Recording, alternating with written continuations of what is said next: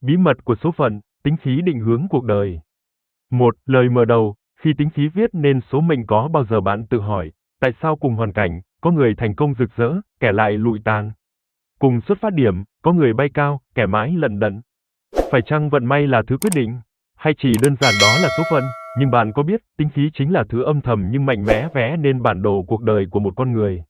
Nó là mảnh ghép ẩn sâu, nhưng lại là mũi tên chỉ đường không thể chối cãi, không phải là may rủi, càng không phải là thần thánh. Sự khác biệt lớn nhất giữa người thành công và người thất bại, giữa người sống vui vẻ và người đau khổ, chính là tính khí. 2. Tính khí là gì và vì sao lại quan trọng? Tính khí không đơn giản là tính cách. Nó là cách bạn phản ứng, cách bạn cảm nhận và nhìn thế giới này. Một người nóng nảy có thể đánh mất cơ hội chỉ trong một phút giây. Một người kiên nhẫn lại có thể chờ được khoảnh khắc đổi đời. Theo Khổng Tử, trong Luận Ngữ, có câu, tính tương cận, tập tương diễn, nghĩa là, con người sinh ra vốn giống nhau về bản chất, chỉ khác nhau do sự rèn luyện. Điều đó cho thấy, tính khí không phải là thứ bất biến. Nó có thể được điều chỉnh, rèn giũa, và chính điều đó làm nên vận mệnh. 3. Tính khí trong triết học phương Đông. Triết học phương Đông, từ Nho giáo, Lão giáo đến Phật giáo, đều đặt trọng tâm vào việc tu thân, mà tu thân trước hết là tu tính. Chu Hy, nhà tư tưởng đời Tống, từng nhấn mạnh trong tứ thư đại toàn, tính khí tri học, chính là học làm người, không có tính khí ổn định, con người dễ dao động, dễ lạc đường.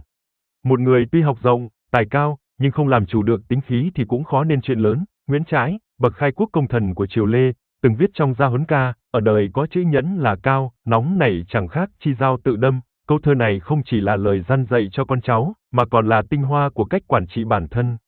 Một chữ, nhẫn, đã cứu biết bao số phận khỏi rơi vào vực thẳm. 4. Những câu chuyện của các bậc hiền triết Mạnh Tử, người kế thừa tư tưởng Khổng Tử, đã từng có cuộc đối thoại rất nổi tiếng khi nói về tướng mạo và tính khí. Tướng do tâm sinh, cảnh tùy tâm chuyển, nghĩa là, gương mặt, khí chất, cuộc sống của một người, đều bắt đầu từ tính khí bên trong. Một người luôn ôm lòng đố kỵ, ghen ghét thì ánh mắt, nét mặt sẽ trở nên tối tăm. Ngược lại, người có lòng độ lượng, ánh sáng từ bên trong sẽ lan ra ngoài. Ngô Thì Nhậm, danh sĩ đời Tây Sơn, trong tác phẩm Trúc Lâm Tông Chỉ Nguyên Thanh, viết, muốn trị nước, phải trị lòng dân. Muốn trị lòng dân, phải bắt đầu từ trị tâm mình. Chính vì vậy, người xưa rất trọng chữ, tâm. Mà muốn giữ tâm vững, thì tính khí phải điều hòa. 5. Người Việt xưa nhìn nhận tính khí thế nào? Dân tộc ta có câu, giận mất khôn, hay, nóng như lửa thì làm sao gánh được việc lớn. Những câu nói tưởng chừng đơn giản, nhưng là cả một kho tàng minh triết dân gian truyền lại. Trạng Trình Nguyễn Bình Khiêm, trong Sấm Trạng, từng nhắn gửi, an bần, lạc đạo, tùy duyên sống không giận, không hờn, chẳng kém ai. Tư tưởng ấy là tinh hoa của người Việt, sống an hòa, kiềm chế, lấy đạo làm gốc. Tính khí ổn định không chỉ giúp người ta sống lâu, mà còn giúp sống đúng. 6. Tính khí và nhân cách, hai mặt một đồng xu trong hành trình sống và trưởng thành. Mỗi người đều dần hình thành nhân cách, tức là cách sống, cách suy nghĩ, cách cư xử với người và với đời. Nhưng gốc rễ của nhân cách lại nằm ở tính khí. Nếu nhân cách là bóng cây thì tính khí chính là hạt giống. Một hạt giống tốt, chăm sóc đúng cách, sẽ nảy mầm thành cây rợp bóng. Một hạt giống lệch lạc, dù có tưới tắm, vẫn có thể mọc sai hướng. Phan Bội Châu, nhà cách mạng lỗi lạc, từng viết trong tự phán, chí khí chưa luyện, tính tình còn hoang dại, thì dù trời cho cơ hội, cũng không thể nắm bắt. Tính khí không được rèn giũa khiến con người dễ sa vào cảm xúc tiêu cực, giận dữ, tham lam, ghen tuông, sợ hãi. Và từ đó, nhân cách bị bóp méo, hành động sai lầm xảy ra, và số phận rẽ sang lối khác. 7. Ảnh hưởng của tính khí trong thời đại hiện đại. Trong một thế giới nhanh, xô bồ và nhiều áp lực như hiện nay, tính khí lại càng có vai trò then chốt. Người dễ xúc động dễ bị mạng xã hội dẫn dắt, người thiếu kiên nhẫn khó học được kỹ năng sâu, người quá bi quan không dám dấn thân. Hãy nhìn vào những tỷ phú, nhà sáng lập khởi nghiệp, những nhà lãnh đạo thực sự. Không phải ai trong số họ cũng là thiên tài, nhưng họ kiên trì, bình tĩnh, quyết đoán, và kiểm soát tốt cảm xúc. Đó là kết quả của một tính khí mạnh mẽ, bền bỉ. Một nghiên cứu của Đại học Harvard 2007 cho thấy, khả năng điều tiết cảm xúc, phần cốt lõi của tính khí, có liên hệ trực tiếp với thành công dài hạn trong học tập, nghề nghiệp và hạnh phúc cá nhân. Ở đây, rõ ràng rằng, tính khí là một yếu tố quyết định khả năng vượt qua khủng hoảng và bứt phá. Dù trong kinh doanh, nghệ thuật, khoa học hay đời sống gia đình, người kiểm soát được tính khí sẽ giữ được mình giữa giông tố. 8. Làm thế nào để rèn luyện tính khí? Đây là phần quan trọng nhất bởi không ai sinh ra đã hoàn hảo. Nhưng ai cũng có thể tự tôi luyện để trở nên vững vàng hơn. Bí quyết 1. Thiền định và tĩnh tâm. Trần Nhân Tông, vị vua anh minh của Đại Việt, đã lui về Yên Tử, sáng lập thiền phái Trúc Lâm. Trong Cư Trần Lạc Đạo Phú, ông viết, ở đời vui đạo, hãy tùy duyên, đói đến thì ăn, mệt ngủ liền, đó không phải là sự buông xuôi, mà là tâm thế làm chủ cảm xúc. Thiền giúp ta tách rời khỏi dòng cảm xúc hỗn loạn, trở lại với chính mình. Bí quyết 2, tự soi gương. Tâm Hồ Lý Thường Kiệt từng dặn binh lính, thắng mình còn khó hơn thắng giặc, thắng mình ở đây là thắng được sự nóng giận, kiêu ngạo, lười biếng trong lòng. Mỗi ngày trước khi ngủ, hãy tự hỏi, hôm nay mình đã làm gì để tâm mình tốt hơn chưa? Bí quyết 3, giao du với người có tính khí tốt. Tính khí lan truyền mạnh hơn cả cảm xúc. Gần người điềm tĩnh, ta học được sự nhẹ nhàng. Gần người bản lĩnh, ta bớt sợ hãi. Ngược lại, gần người tiêu cực, ta dễ bị kéo xuống đáy.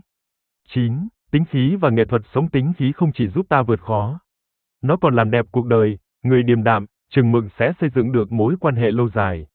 Người biết kiểm soát sự tức giận sẽ giữ được hòa khí trong gia đình.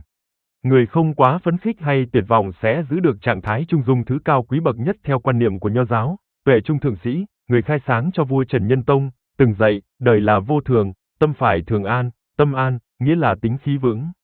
Khi tính khí điều hòa, cuộc sống trở nên sâu lắng, nhẹ nhàng, tự tại. 10. Tính khí và sức mạnh chuyển hóa khổ đau. Mỗi người trong đời đều phải trải qua những cơn bão lòng, thất bại, mất mát, hiểu lầm, tổn thương. Nhưng điều đáng chú ý không phải là chuyện gì xảy ra, mà là bạn ứng xử thế nào với những chuyện ấy. Người có tính khí mạnh mẽ không phải là người không buồn, không đau, mà là người biết chuyển hóa đau khổ thành năng lượng sống. Ví dụ, khi Nguyễn Du mất chức vì gia đình bị nghi phản loạn, ông không oán đời, mà ẩn cư và viết nên truyện Kiều, kiệt tác muôn đời. Khi Tô Đông Pha bị biếm chức, lưu đày, thay vì tuyệt vọng, ông lại viết nên những áng thơ trác tuyệt như Nhân sinh như mộng, Nhất tường hoan. Cuộc đời như giấc mộng, một trận vui qua thôi, vậy nên, đau khổ không giết được bạn. Chỉ có tính khí yếu mới giết được ý chí của bạn. 13. Tính khí là chìa khóa của trí tuệ cảm xúc, EQ. Ngày nay, các nhà khoa học nói nhiều đến EQ, Emotional Quotient, chỉ số trí tuệ cảm xúc. Người có EQ cao thường thành công hơn cả người có IQ cao, vì họ biết kiềm chế bản thân, biết cảm thông với người khác, xử lý xung đột khéo léo, dễ tạo ảnh hưởng trong giao tiếp. Tất cả những điều đó đều bắt nguồn từ tính khí điềm tĩnh, sâu sắc và biết đặt mình vào người khác. Tuệ Sĩ, một thiền sư, bác sĩ và triết gia hiện đại của Việt Nam, từng viết, người tu học đạo là người hiểu mình trước khi hiểu người. Điều ấy không nằm ở tri thức, mà ở tâm tính. Do vậy, nếu muốn phát triển EQ, hãy bắt đầu bằng việc rèn luyện tính khí, học cách lắng nghe, học cách im lặng đúng lúc, và học cách kiềm chế cơn giận khi nó đang bùng lên như ngọn lửa.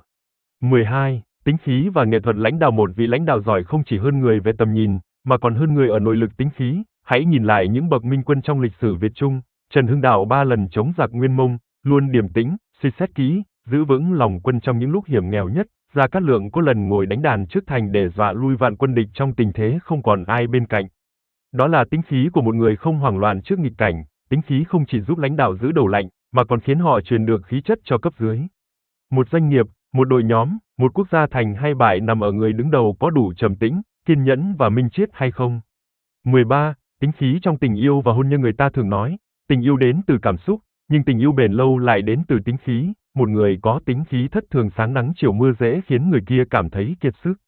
Trong khi người có tính khí ổn định, bao dung, bình tĩnh lại là điểm tựa cho người còn lại. Nguyễn Công Trứ, nhà thơ lãng tử bậc nhất, từng viết, đá mang tiếng ở trong trời đất, phải có danh gì với núi sông, thế nhưng, ông lại rất biết cách giữ gìn tình cảm, sống hòa hợp với thê thiếp. Điều cho thấy ông không chỉ có tài, mà còn có một tính khí điều độ và biết điều. Hôn nhân không chỉ là chuyện của tình yêu, mà là cuộc chiến giữa bản ngã và sự trưởng thành.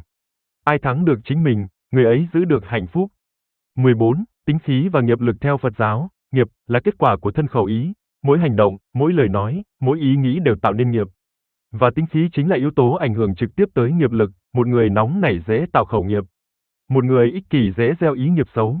Một người bồng bột dễ gây thân nghiệp sai lầm. Thiền sư Thích Nhất Hạnh từng viết, giận dữ là hạt giống gieo vào mình, chứ không phải gieo vào người khác. Nếu ta không rèn luyện tính khí, ta đang tích tụ nghiệp xấu từng ngày. Ngược lại, người biết tu sửa tính khí chính là đang giải nghiệp cho chính mình và cả người xung quanh. 15. Kết luận, biến tính khí thành người dẫn đường. Không có con đường thành công nào trải hoa hồng. Nhưng điều quan trọng là khi bạn vấp ngã, bạn phản ứng thế nào? Khi bị chê bai, bạn giữ được lòng tin không? Khi gặp biến cố, bạn gào thét hay âm thầm đứng dậy? Tất cả nằm ở tính khí của bạn. Tính khí không phải định mệnh, nó là công cụ để bạn viết lại số mệnh của chính mình. Nếu bạn đang đi trên hành trình sống, đừng vội tìm vận may. Hãy tìm sự ổn định trong tính khí, bởi người làm chủ được tính khí, là người làm chủ được cả đời mình. 16. Lời cảm ơn và kêu gọi hành động. Cảm ơn bạn đã đọc đến tận đây. Nếu những chia sẻ này khiến bạn suy ngẫm, truyền cảm hứng, hoặc chỉ đơn giản là làm bạn mỉm cười, thì sứ mệnh của mình đã thành công. Nếu bạn yêu thích những nội dung triết lý sâu sắc, nghệ thuật sống, phát triển bản thân, hãy ủng hộ kênh YouTube, tên kênh của bạn, bằng cách đăng ký kênh, like video, bình luận cảm nhận của bạn bên dưới, chia sẻ đến những người bạn yêu quý. Bạn nghĩ điều gì là trở ngại lớn nhất khiến tính khí chúng ta dễ lung lay? Hãy để lại bình luận để cùng trao đổi nhé.